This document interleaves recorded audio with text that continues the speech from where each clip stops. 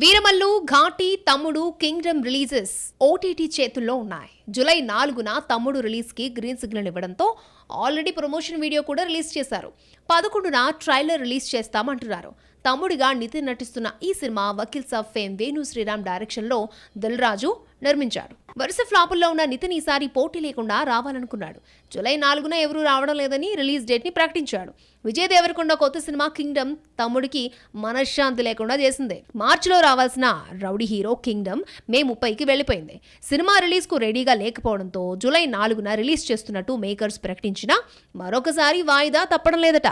Release date విషయంలో crazy movies గందరగోళంలో పడ్డాయి. ఈ నెల 12న రావాల్సిన హరిహర వీరమల్లు వాయిదా పడింది. ఎప్పుడు రిలీజ్ చేయాలో ఓటీటీ ఓ నిర్ణయానికి రావాల్సిందే.